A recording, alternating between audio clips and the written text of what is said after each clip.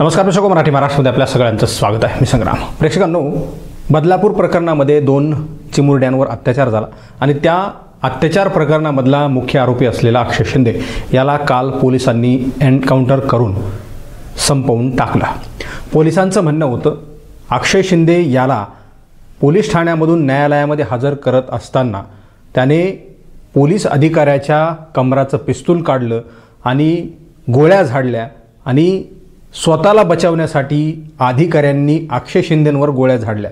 म्हणजे या चकमकीमध्ये अक्षय शिंदे ठार झाला आहे असं पोलिसांचं म्हणणं आहे. या सगळ्या प्रकरणावरून महाराष्ट्रामध्ये आणि महाराष्ट्रासह इतर राज्यामध्ये सुद्धा म्हणजे देशभरामध्ये खळबळ उडालेली आहे.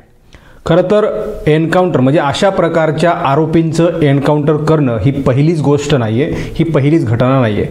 देशभरामध्ये अशा अनेक घटना घडलेल्या आहेत ज्यामधून अनेक सवाल उपस्थित राहिलेले आहेत, प्रश्नचिन्ह उपस्थित राहिलेले आहेत. अनेक राज्यांमध्ये म्हणजे तिकडे UP, बिहारमध्ये सुद्धा अशा प्रकारचे एन्काउंटर झालेले आहेत आणि त्यावरून संशय निर्माण झालेले आहेत. या आरोपींना संपवून त्यांच्या मागचे मुख्य आरोपी यांना वाचवण्याचा प्रयत्न प्रशासनाकडून किंवा मग सत्ताधारी सरकारच्या लोकांकडून केला जातोय का, असा विरोधकांचा सवाल आहे. ठाकरे गटाच्या नेत्या सुषमा अंधारे यांनी गंभीर सवाल उपस्थित केलेले आहेत. त्याचबरोबर याच प्रकरणाशी न्यायालयामध्ये बाजू मांडणारे ॲडव्होकेट असीम सरोदे यांनी सुद्धा काही प्रश्नचिन्ह उपस्थित केलेत. त्यांनी असं म्हटलं आहे की एखादा आरोपी पोलीस ठाण्यामधून तिकडं न्यायालयामध्ये नेत असताना त्याच्या हातामध्ये बेड्या असतील किंवा मग तो असा 4-5 जणांच्या सगळ्या सुरक्षेच्या यंत्रणेमधून घेऊन जात असेल आणि एखाद्या अधिकाऱ्याची पिस्तूल कमरेची काढून गोळ्या झाडू शकेल का, तर असं होऊ शकत नाही असं त्यांचं म्हणणं आहे. कारण आरोपीच्या हातामध्ये हातकड्या असतील किंवा मग जी काही पोलिसांची बंदूक असते ती बंदूक जी आहे ती लॉक असते आणि ती अनलॉक कशी करायची जवळजवळ हे त्याच अधिकाऱ्यांना माहिती असतं किंवा ट्रेनिंग असणाऱ्या माणसाला माहिती असतं. आता अक्षय शिंदे हा त्या शाळेमध्ये सफाई कामगार आहे. त्याला पिस्तूल चालवायचं ट्रेनिंग आहे की नाही हे फक्त तो सांगू शकत होता, मात्र तो आता हयात नाही. त्यामुळे त्याला कशा प्रकारे ट्रेनिंग करता येत होतं किंवा मग बंदूक चालवता येत होतं हे आता फक्त पोलीस सांगू शकतात किंवा मग प्रथमदर्शीनं काही तिथं त्या ठिकाणी जर पाहिलं असेल आणि ते जर पुढे येऊन सांगत असतील तर या सगळ्या गोष्टी निष्पन्न केल्या जाऊ शकतात, पुढे येऊ शकतात. शिवसेना ठाकरे गटाच्या नेत्या सुषमा अंधारे यांनी सुद्धा अशाच प्रकारचे सवाल उपस्थित केलेले आहेत. हा अक्षय शिंदे कसा काय गोळीबार करतो असाही सवाल त्यांनी उपस्थित केलेला आहे. जो शाळेचा साफसफाई करणारा कर्मचारी आहे, त्याच्या हातामध्ये बेड्या आहेत आणि त्याला 4-5 पोलीस कर्मचारी हे घेऊन जात असताना तो कसा काय बंदूक काढतो आणि कसा काय गोळ्या झाडू शकतो. आणि पोलीस म्हणतात की आम्ही आत्मसंरक्षणासाठी त्याच्यावर गोळ्या झाडल्या आणि म्हणून त्याचा मृत्यू झालेला आहे. आता सुषमा अंधारे यांचं म्हणणं आहे की सदरील शाळा ही कुठल्या तरी एका राजकीय पक्षाशी निगडीत असलेली आहे आणि त्या संस्थेमध्ये काय नेमकं चालतंय आणि ते सगळं बाहेर अक्षय शिंदेंच्या मार्फत चौकशीमधून बाहेर येऊ शकलं असतं, म्हणून अक्षय शिंदेंना संपवलंय का असा सवाल या ठिकाणी सुषमा अंधारे यांनी उपस्थित केलाय. त्यामुळे महाराष्ट्रामध्ये सगळीकडून खळबळ उडालेली आहे. या गोष्टीमध्ये संशयास्पद काय आहे तर त्या अनेक गोष्टी संशयास्पद आहेत. मुख्यमंत्री एकनाथ शिंदे आणि गृहमंत्री देवेंद्र फडणवीस यांचा बाईट मी सकाळी ऐकला. त्यांची इतर वेळी ज्या प्रकारे ते स्टेटमेंट देत असतात त्यावेळेस त्यांचे हावभाव वेगळे असतात आणि कालच्या प्रकरणानंतर जेव्हा देवेंद्र फडणवीस बाईट देतात तेव्हा त्यांचे हावभाव आणि ते किती घालमेल होत असलेलं दिसत होतं हे मी उघड्या डोळ्यानं पाहिलेलं आहे. आणि सगळ्यांनी, मला वाटतं महाराष्ट्रातल्या लोकांनी ज्यांनी ती बाईट पाहिली त्यांनी पाहिलं असेल. काही सेकंदांमध्ये देवेंद्र फडणवीस आणि एकनाथ शिंदेंची बाईट आपण या ठिकाणी पाहूयात. येत होतं त्याने पहिल्यांदा पोलिसांची बंदूक हिसकवून फायर करण्याचा प्रयत्न केला, पोलिसावर फायर केलं, हवेत फायर केलं. त्यामुळे संरक्षणार्थ पोलिसांनी त्या ठिकाणी गोळी चालवलेली आहे. या संदर्भात त्याला दवाखान्यात नेण्यात आलं आणि डॉक्टरांनी अजून अधिकृत घोषणा करायची आहे, पण जी काही माहिती आहे त्याप्रमाणे बहुधा मृत्यू झालेला असावा. त्यामुळे हे कुठलंही प्रवोक किंवा याच्यामुळे झालेलं नाही, तर एक प्रकारे पोलिसांनी स्वसंरक्षणार्थ केलेला हा गोळीबार आहे ज्याच्यामध्ये या आरोपीचा मृत्यू झालेला. की अक्षय शिंदे नावाचा आरोपी जो बदलापूरमधल्या केसमध्ये होता, एक लहान बच्चूची जी दुर्घटना घडली होती आणि त्याच्यावर देखील अनेक जो अक्षय शिंदे आहे त्याच्या पत्नीने देखील त्याच्यावर ॲलिगेशन केले होते लैंगिक अत्याचाराचे आणि अशा प्रकारचा हॅबिच्युअल गुन्हेगार तो होता आणि त्याला तपासासाठी बाहेर आणल्यानंतर त्याने पोलीस API निलेश मोरेवर गोळी झाडली. त्याच्यामध्ये निलेश मोरे जखमी आहे आणि मग स्वसंरक्षणार्थ पोलिसांनी बचावासाठी गोळ्या झाडलेल्या आहेत आणि त्यामुळे पोलीस तपास सुरू आहे आणि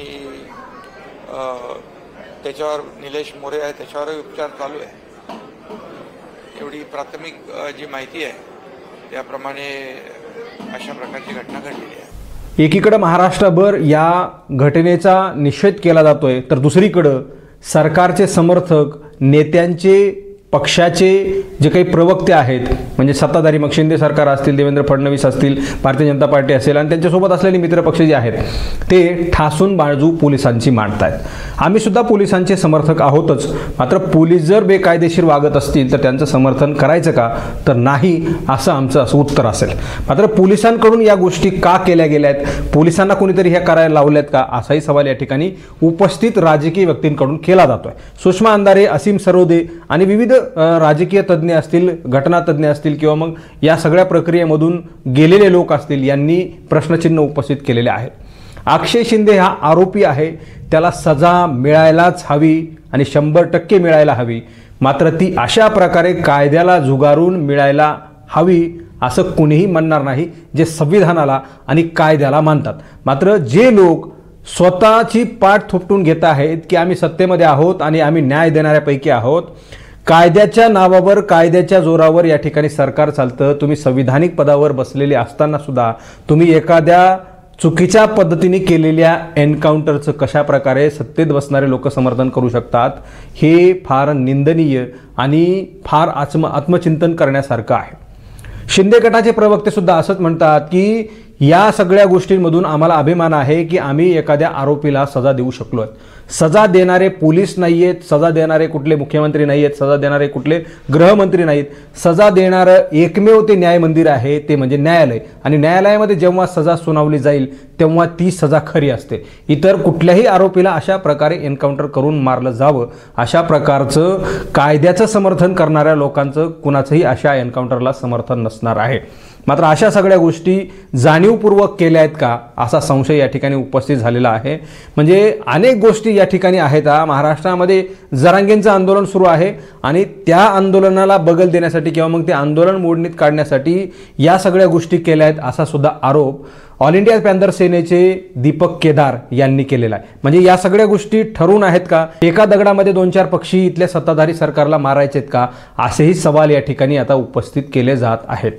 आता याच प्रकरणामधले असीम सरोदे यांनी असं म्हटलं की आम्ही उद्या सर्वोच्च न्यायालयामध्ये या प्रकरणामध्ये जे आहे ते ठासून बाजू मांडणार आहोत काही प्रश्नचिन्ह उपस्थित करणार आहोत. म्हणजे त्यांचं असं म्हणणं आहे की सदरील अक्षय शिंदे यांचं एन्काउंटर झालं मात्र ते किती तथ्य होऊ शकतं किंवा मग चौकशी होऊन ते खरंच सत्य आहे का हे पाहिलं जाईल. एखाद्या आरोपीला हातकडी घालून 4-5 पोलीस अधिकारी घेऊन जात असतील आणि त्या अधिकाऱ्यांमध्ये सुद्धा अक्षय शिंदेसारखा आरोपी पिस्तूल काढून पोलिसांवर फायर करेल असं सुद्धा होऊ शकतं का याचाही तपास व्हावा हे कोर्टाच्या निदर्शनात आणून दिलं जाईल असं सुद्धा असीम सरोदे यांनी म्हटलं. त्याचबरोबर अक्षय शिंदे हा ट्रेनर आहे का एखादी बंदूक चालवू शकतो का या सगळ्या गोष्टींचा सुद्धा तपास केला पाहिजे. पोलिसांकडून ज्या ज्या कारवाया केल्या जात आहेत त्या कुठेतरी चुकतायत का म्हणजेच काय तर पोलिसांनी अक्षय शिंदे यांना न्यायालयामध्ये हजर करायच्या अगोदर बदलापूर पोलीस ठाण्यामध्ये कशासाठी नेलं होतं तिथं काय नेमकं झालं त्याला काय सुनावलं काय सांगितलं काय नेमकं घडलं बदलापूर पोलीस ठाण्यामध्ये या सगळ्या गोष्टींचा सुद्धा सवाल या ठिकाणी म्हणजे कोर्टामध्ये उपस्थित केला जाणार आहे असं असीम सरोदे यांनी म्हटलंय. म्हणजेच काय तर या अधिकाऱ्यांच्या भोवती आता हे सगळं प्रकरण फिरणार आहे. एकीकडे अक्षय शिंदे हा आरोपी आहेच 2 चिमुरड्यांचा तो गुन्हेगार आहेच मात्र त्याला न्याय किंवा मग त्याला सजा हे फक्त न्यायालय देऊ शकतं. असं असताना मध्यंतरी पोलिसांनी या सगळ्या गोष्टी कोणाच्या सांगण्यावरून केल्या आणि कशा काय घडल्यात हे आता येणाऱ्या काळामध्ये चौकशीमधून बाहेर यावं अशा प्रकारची मागणी जी आहे ते असीम सरोदे यांनी केलेली आहे. या सगळ्या प्रकरणामध्ये काय नेमकं घडलंय, म्हणजे सत्ताधारी सरकारला काही दर्शवायचं होतं का, काही त्यांना सांगायचं होतं का, कोणाला वाचवायचं आहे का, या सगळ्या गोष्टी बाहेर याव्यात अशा प्रकारची मागणी जी आहे ती या ठिकाणी सत्ताधाऱ्यांच्या विरोधकांकडून केली जाते आणि जे कायद्याला मानणारे लोक आहेत अशा सुद्धा लोकांकडून केली जाते। त्यामुळे येणाऱ्या काळामध्ये या सगळ्या गोष्टी कशा होतात हे आता पाहावं लागणार आहे। म्हणजे एकीकडं एकनाथ शिंदे हे पहिलेच अडचणीमध्ये आहेत, त्यांच्या महायुतीमध्ये सगळे खटके उडत आहेत, आंदोलनं सुरू आहेत, मोर्चे सुरू आहेत, वातावरण खराब आहे। अशा परिस्थितीमध्ये हे नवं प्रकरण त्यांना किती जड जाईल हे सुद्धा आता पाहावं लागणार आहे। त्यामुळे येणाऱ्या काळामध्ये महाराष्ट्राची सगळी कायदा सुव्यवस्था कशी अबाधित राहील यासाठीचे काय सत्ताधाऱ्याकडून आणि न्यायालयाकडून काय निर्देश दिले जातात हे आता पाहावं लागणार आहे। मित्रांनो, या सगळ्या गोष्टींवर तुम्हाला काय वाटतं तुम्ही कॉमेंट बॉक्समध्ये प्रतिक्रिया द्या। हा व्हिडिओ जर तुम्हाला आवडला असेल तर जास्तीत जास्त शेअर करा। चॅनलवर तुम्ही नवीन असाल तर चॅनल सबस्क्राईब करा, बेल आयकॉन प्रेस करा। हा व्हिडिओ तुम्ही फेसबुकच्या प्लॅटफॉर्मवर पाहत असाल तर तिथंही फेसबुकच्या पेजला लाईक करा, फॉलो करा, शेअर करा। धन्यवाद।